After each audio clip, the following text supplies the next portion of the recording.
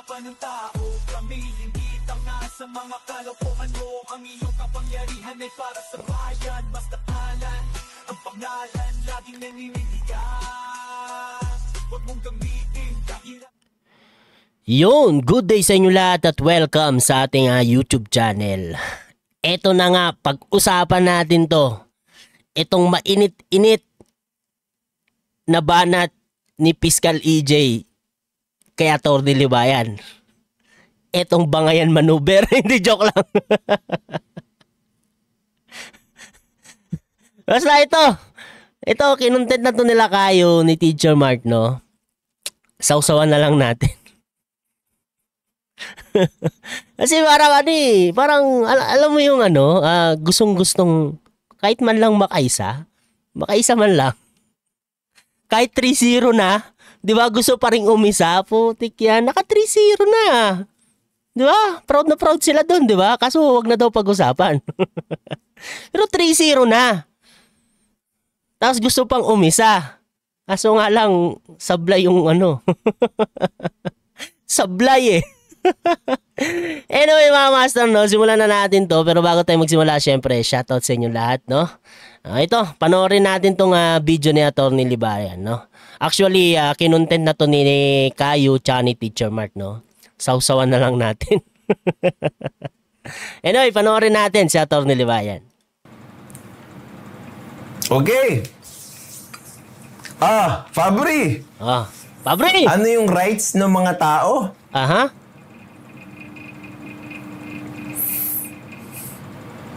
Na resource persons? Doon sa Senado? Ba't inabando na mo yun? Siyempre. Siyempre. Mahirap na. Hindi, joke lang. Mamaipit na naman. Parang tumahimik ka yata bigla nung didibang ka na naman nila Kayo at saka nila Teacher Mark. Mga tahimik ba bigla? Tindi naman ng mga small vlogger na to. Tumatahimik. Napapatahimik ang isang piskal. Grabe. Strong lang talaga ang malakas, no? Tapos hindi lang yan. May pattern talaga sa ginagawa mo. Anong nangyari doon sa administrative fine? Tungkol sa reckless driving. Na sinasabi mong crime. Reckless driving alone, ha? Abandonan na rin ba? Anong nangyari? Wala na, abandonado na. Pinaglalaban mo ay pagtuturo ng tamang aral sa batas? Pinaglalaban ni Fiscal EJ ay pagtuturo sa batas. Dapat, hindi siya mag-aabandona ng mga topic, no? Dapat ganun, di ba? Kasi para matuto yung mga tao, kung merong topic o merong issue na pinag-uusapan, dapat mag-focus ka doon at wag ka mag-abandona. Dapat patunayan mo na tama ka, di ba? Dapat ganun, di ba? Kasi, gusto mo magturo ng batas. Tamang batas. Di ba? Ganun dapat. Walang abando na, di ba? Unless na lang kung gusto mo umiwas, di ba? Di ba? Ganun yan, di ba? Ayaw ng pag-usapan, di ba? Parang ganun.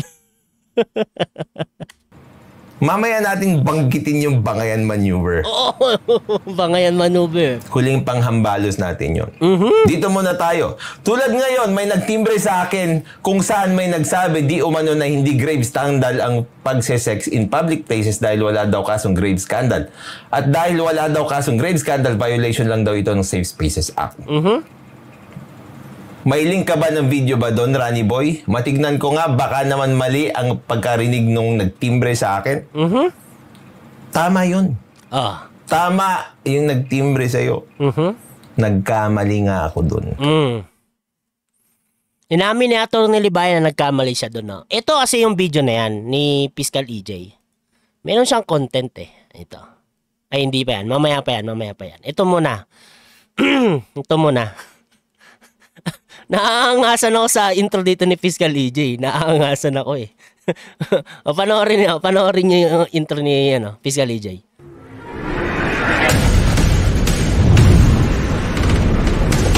Boom! Parang ano lang eh. Alam niyo yan, Counter-Strike to. Ganun, di ba? Mo dito kinuha eh. O PUBG. Pero hindi kasi ako mahilig sobra sa ganyan eh. Sa ganyang laro yung barilan. Pero ang angas ng intro, tinan nyo, sasapul yan. Bang! Putik lupit ng bala, nagiging pangalan. Nagkakaroon ng tawag nito? Ano tawag sa ganyan? Vandalism, hindi joke lang. Basta pagkatama ng bala, ayun, lumabas yung pangalan ni Fiscal EJ. Maganda, di ba? Angas.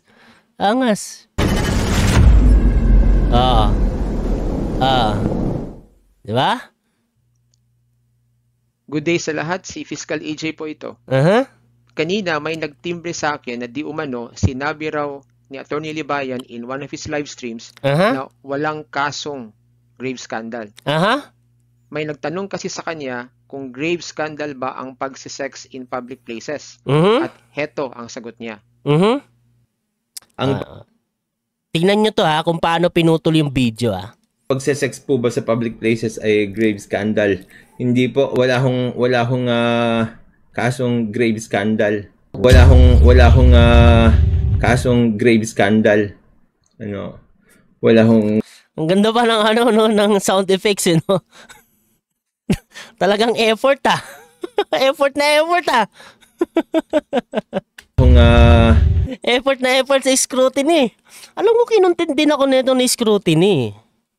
Kasong... Tignan ko nga, alam ko talaga kinontent din ako nito ni scrutiny. Si Kayo.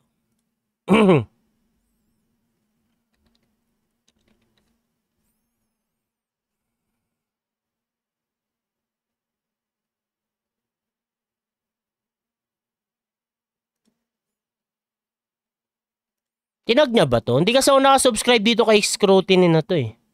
Hindi ko alam yung YouTube channel nito. Pero sige, search ko na nga lang. Scrutiny is Scrutiny. Puro I. Puro I ba? Tama. Yun. Kita. Ako kinuntit ako nito eh. Meron ba?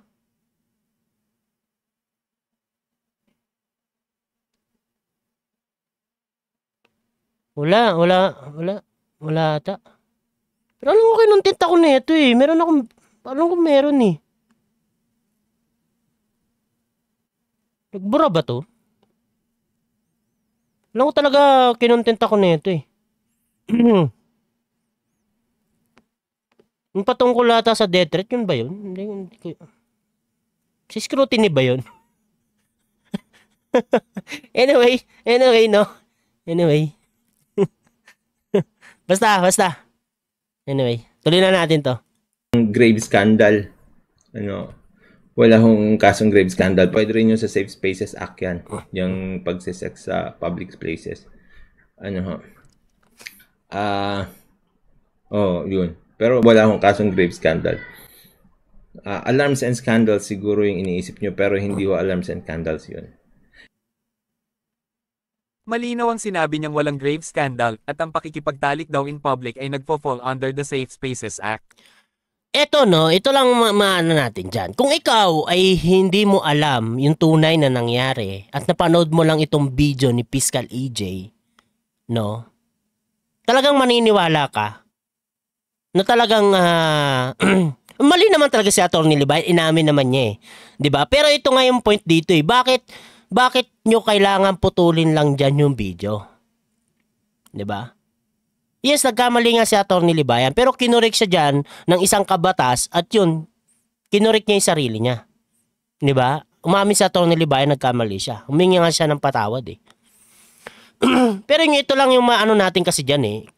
Pag pinutol nyo kasi yung video at yan lang yung pinalabas nyo at hindi nyo plinay pa, 'di ba? Kasi kasunod lang naman yan eh. Kasunod lang naman ng video na yan, Sasabihin niya na nagkamali siya, na mali siya.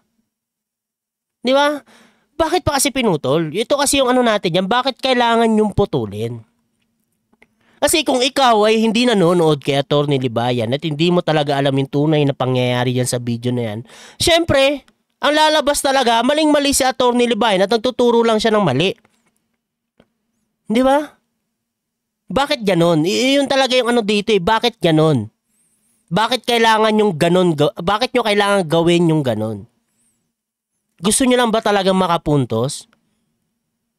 Alam nyo naman, ito lang ito lang sa mga sa mga tulponatik, sa Ampalayagang, dito sa batas natin, dito kay Atty. Libayan, dito sa community ng batas natin, kami, tumatanggap kami ng pagkakamali.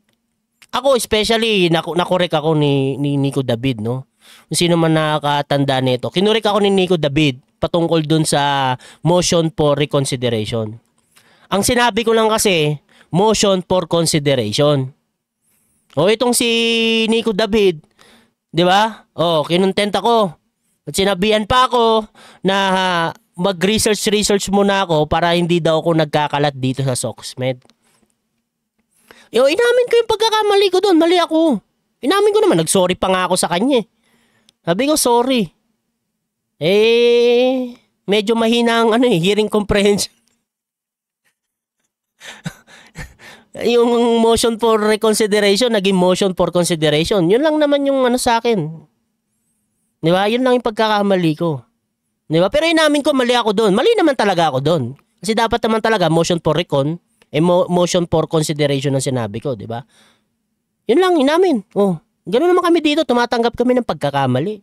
No? Pero yung bawi ko talaga doon kay Nico David, hindi na siya sumagot.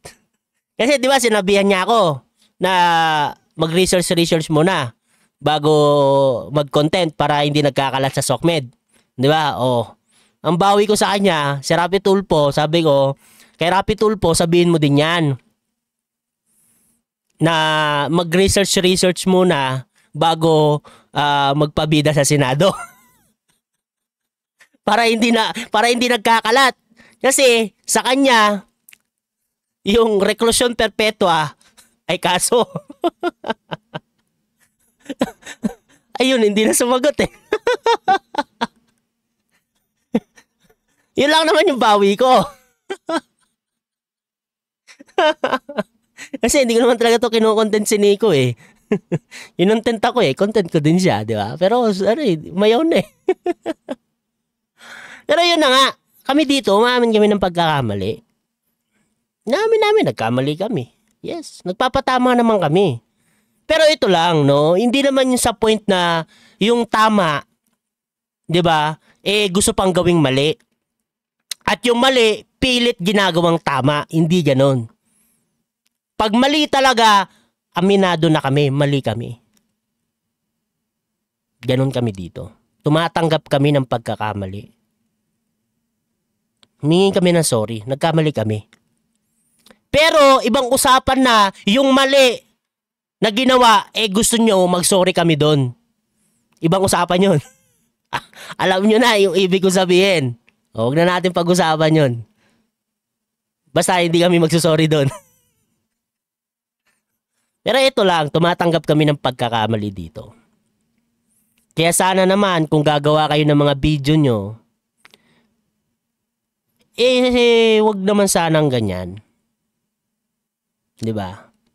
Wag ganyan. Yes, nagkamali dyan si Atty. Libayan. Aminado naman siya. Nagsorry nga siya eh. Diba? Ipi-play nyo lang ng konti.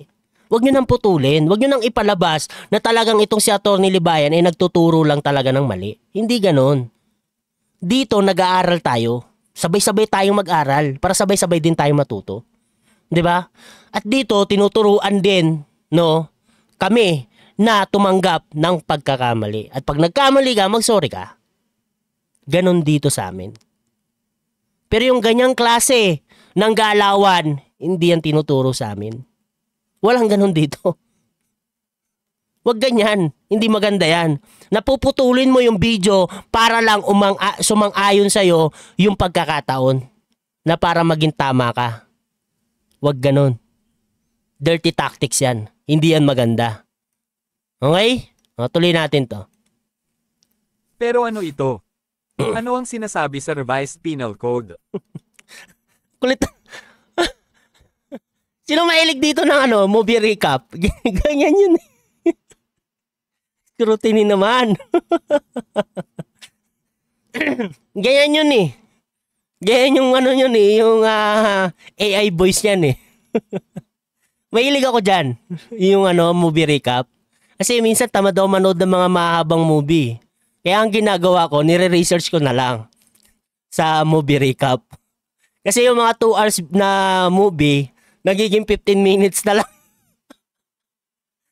Mahaba na nga yung 15 minutes eh. Minsan 10 minutes. Basta mahaba na yung 15 minutes.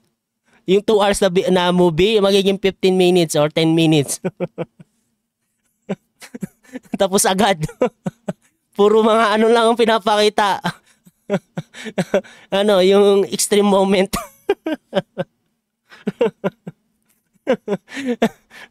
Putik yan. Article 200. Yan. Ito. Panoorin naman natin yung kay Atty. Libayan. Kasi pinutol na nila eh. Tapos ang ginawa ni Scrutiny, siya na yung naglabas na mali si Atty. Libayan. Actually, hindi. Binasehan mismo ni Atty. Libayan. Ito yung buo ng video. Kaya Fiscal EJ, sana naman, abogado ka. Huwag basta-basta maniniwala din sa mga vlogger. Di ba? Ikaw yung abogado. Ikaw dapat yung kahit paano mag-ingat ka. Di ba? Kasi doon talagang pinapakita na mali lang talaga si Atty. Libayan. Mali naman talaga siya. Pero kinorek niya yung sarili niya. Dahil merong nag-correct sa kanya, nakabatas. O ito, panoorin natin to. Guys, ano po ba yung kinokonsiderang grave scandal sa revised penal code? Alam nyo ho, wala akong alam. Hindi ako prosecutor Kasi hindi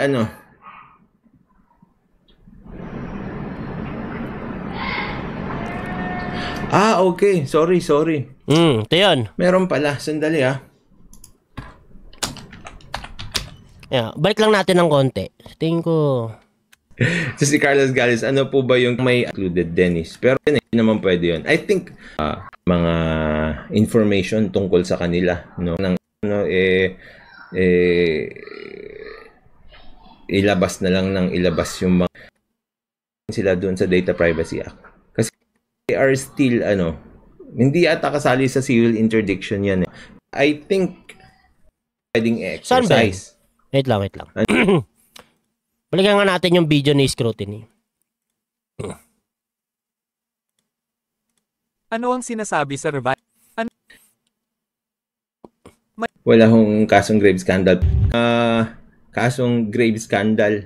Wala hong yan, wala akong kasong grave scandal. Hindi ko pala gaano nahanap yun, no? Wait lang.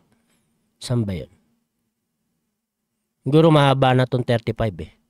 Ngayon na magiging problema dyan kasi pag verbal lang yung inyong usapan, iniisip nyo at magsanda ho, i-reduce nyo into. Hindi na ho kayo mag-upload tuloy at dahil po walang binibigyan loop. Sinabi ko kasi malabo yung usapan nyo. No? Kapag hihingi lagi na magkaroon ng isang kasulatan na nasa papel, hingi mo magkaroon kayo. Kasi eventually, dapat sasampahan ng criminal set kahit na prescribe na yung crime. So tapos na yun. Si Tina Vermiso, sabi niya, "Hi attorney, may ginawa po akong demand letter na naniningil ako ng 6 million more claims." Pwede po. Pwede yun sa so kasi ang nakulong, civil interdiction ang hindi ata kasali sa civil interdiction yan. Ang tawag. Hindi ko rin naisip yan eh. Revised penal. So, grave scandal, sabi niya, it is a crime consisting of the Di ko mahanap yung Di ko mahanap yung sinabi ni Atty. Libayan na yan. Pero ito yun, same video yan. Kay saan ba yun? Wait lang. Tignan ko lang kay Kayo para kumpleto tayo. Kay Kayo. Mabagal kasi yung internet ko mga master kasi wala na akong data eh. Pero meron pa akong unlimited social media. Gets nyo ba yun? Dito kasi sa ibang bansa, bukod pa yung pero sa tingin ko may gano'n naman din sa Pilipinas, no? yung meron ka pang data tapos meron ka pang only social media. Di ba? Unlimited social media ako pero may data pa. Tapos pag naubos kasi yung data mo, alam mo yung bumabagal yung internet mo. Pero meron ka naman only social media. Hindi ko nga alam ba't ganun eh. Anong kinalaman ng data ko sa social media ko?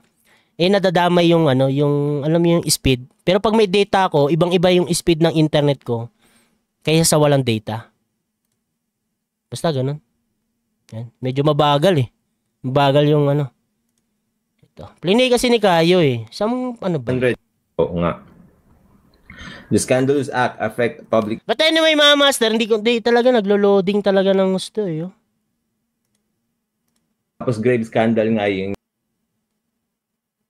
Anyway, ito na lang video ni Atty. Libayan. Nakita na naman natin yung yung sagot niya, no? Yung sagot niya, yung pagkukorek niya sa sarili niya. Play na lang natin to. 200 grave scandals. Sorry. Oo. Hindi ko nakalimutan. So yan, 'di ba? Ito yung kasi yung binasa ni Scrutiny. Ito. Yung grave gamit yung AI voice. Play natin ng banta natin 'yan. Ayan. Ito Article 200. Article 200, 'di ba? Sinabi din ni Atty. Libayan 'yan. Binasa niya rin 'yan. Itong si Scrutiny lang talaga, pinutol niya yung video, tapos siya na yung sumagot. Bakit gano'n, Scrutiny? Sinagot naman pala ni Atty. Libayan yan. O hindi mo lang pinanood ng buo? Mutang ko ito. Ito, Article 200, grave scandal, sabi. Same ha? Article 200. Grave scandal. Binasa din ni Atty. Libayan. Same video yan, ha? Same video. Yan yung damit ni Atty. Libayan. Dito. Same din. Parehas na parehas, di ba? Ano bang brand yan? Anong brand yan? Ganda ng damit ni Atty. Kulay puti. Parang di niya na sinusuot to. Nike pala to. Nike. Ito. Binasa din ni Atty. Libayan. Itong article na yan. Article 200, grave scandal. It is a crime consisting of the performance of or doing any act which is highly scandalous as to offend against decency and good custom. The act either a physical observable activity or audible noise, both of which scandalizes those who see or hear them. As for instance, the act of engaging in a torrid kissing, urinating or defecating or going around in scanty attire or loud obscene sex noises. They must be either in a public place where people usually go or congregate, such as in parks, movie houses, bazaars, malls. In these places, the presence of third persons is not required within public knowledge or public view. This refers to private houses, rooms, grounds, veranda, but the noises made are so loud or the acts can be seen by third persons. The third person must not, however, be a peeping Tom. The act must not be punished under any of the provisions of this code, as this is a crime of last resort or catch-all crime. Oo nga. The scandalous act affect public morals or sensitivity and have nothing to do with violations of public peace and tranquility. Thus, two persons fighting or shouting at each other in a public place would constitute alarms and scandals.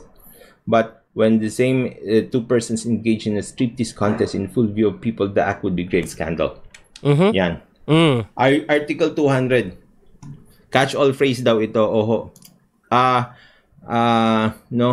Mali ako dun sa sinabi ko kanina, Carlos. Balikan natin to. Balikan natin yung video na to. Scandal, Spaces Act. Walang alarms and candles yun. Kinat na dyan, di ba? Malinaw ang sinabi niyang walang grave scandal at ang pakikipagtalik. Malinaw naman talaga na sinabi ni Atty. Libayan na wala. Pero inamin niya naman na nagkamali siya. Daw in public ay nagpo-fall under the Safe Spaces Act. Pero ano ito? Ano ang sinasabi sa tingnan nyo. Tuloy pa natin. Code. Binasa nga ni Atty. Libayan yan. Fiscal EJ, mukhang kailangan mo lang mag-research.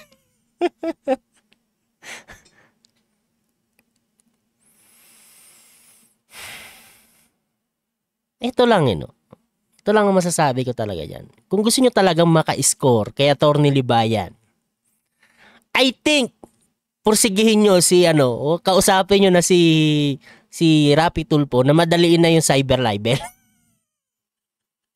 Kasi di ba sinasabi nila ng mga ampalayagang, ng mga Tulfonatics, yun yung pinakamalakas na kinaso ni Rapi Tulfo, yung cyber libel. O kung gusto nyo talaga maka-score kay Atty. Libayan, di ba sinasabi nyo malakas yun papasok yun, o madaliin na nila. Di ba madaliin na ni Tulfo? Di ba? Kausapin nyo, madaliin na. Wag nang, yung mga hearing, wag nang pinapareset pa. Ipadire-diretso na yan para ma-convict na si Atty. Libayan. Kasi di ba sinasabi nyo, yun yung pinakamalakas na kaso, yung cyber libel. O kung gusto nyo talagang maka-score. Di ba? Gusto nyo talagang maka-score maliban dun sa 3-0 na wag nang pag-usapan. Kasi dyan, pag na-convict si Atty. Libayan, edi may banat na kayo na convicted criminal. Hindi lang kami yung lagi nagsasabi na convicted criminal, kayo na rin ang pwede magsabi ng ganon. Di ba? Kung gusto nyo talaga maka-score. Kasi dyan, tinan nyo yung ginawa nyo. Scrutiny, dyan sa ginawa mo. Tingin mo ba talaga naka-score kayo? Fiscal EJ, sa tingin nyo ba talaga naka-score kayo? Dahil sa ginawa nyo na ganyan. Papanoorin nyo na lang yung buong video ni Atty. Libayan, Binasa niya rin yan. Inamin niya, nagkamali siya.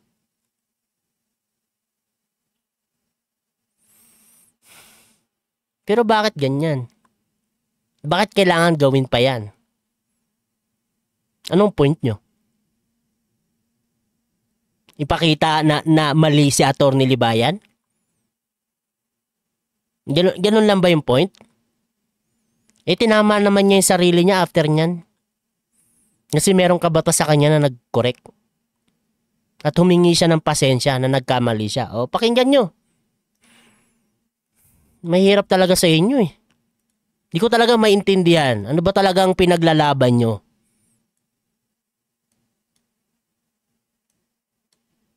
Gales, pasensya ka na. Totoo, meron ng grave scandal. Tapos grave scandal nga yung nagsisex in public.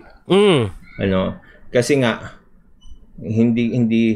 I'm not really familiar much with grave scandal. Kasi nga, at least natuto si Atty. Libayan. At yun naman din yung gusto namin. Yung matuto kami. Matanggap naman kami ng pagkakamali. Nagsusorry naman kami. Pero kami nagsusorry. At yung sorry namin, totoo yun. At nagpapasalamat pa kami dahil kinorek nyo kami. Tingnan nyo, yung motion for reconsideration, hindi na ako nagkamali. Simula nung kinorek ako ni Nico David. Thank you. Pero ang bawi ko lang sa kanya, correct naman din niya yung po niya.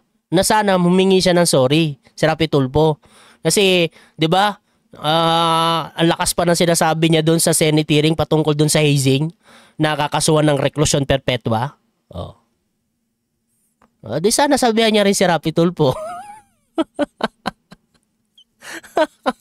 Napakalit na bagay nga lang yung sa akin Samantalang yung kay Rapi Tulfo senador pa siya niyan Ultik yan. Mambabatas na walang alam sa batas, di ba?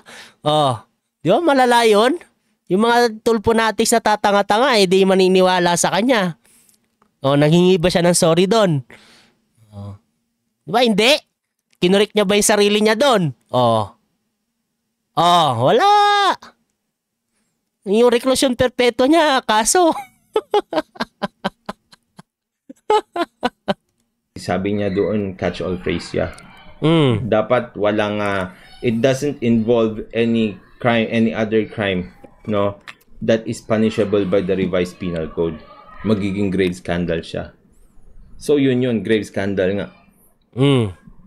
Yan. Yung sex in public, grave scandal yun. Alam nyo yung mga ano ho kasi, yung mga prosecutor, sila yung magagaling dito sa mga crimes. Fiscal EJ, prosecutor.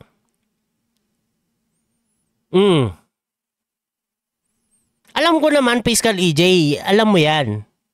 Sabi nga ni Atty. Libayan kayo yung expert dyan. Pero sana naman, pinanood mo rin yung video mismo ni Atty. Libayan. Ikaw din mismo yung nag-research. Sa tingin ko, kayang-kaya mo yun. May laptop ka, may internet ka, may computer ka, may cellphone ka. Marami kang gadget na pwedeng gamitin para malaman kung talaga bang mali si Atty. Libayan. Di ba?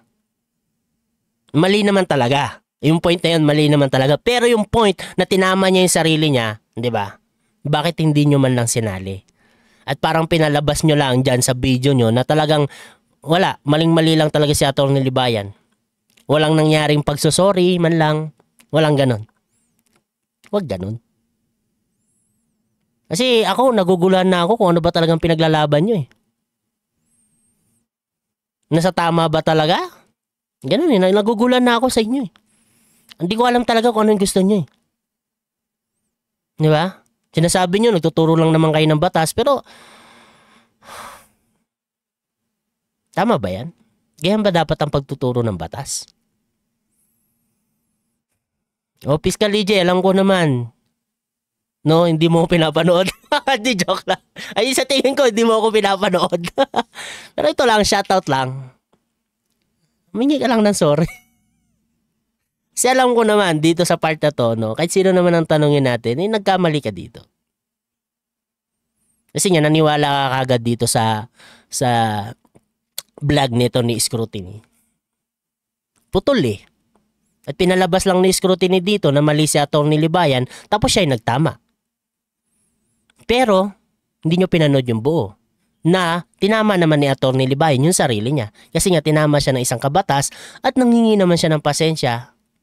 Nanghingi siya ng tawad na nagkamali siya. At least natuto si Atty. Libayan. Di ba? Yun lang naman. Hayaan na natin si Kayo tsaka si Teacher Mark.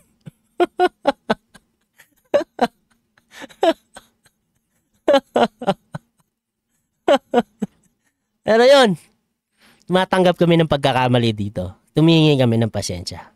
Nagsasorry kami pag nagkakamali kami. Diba?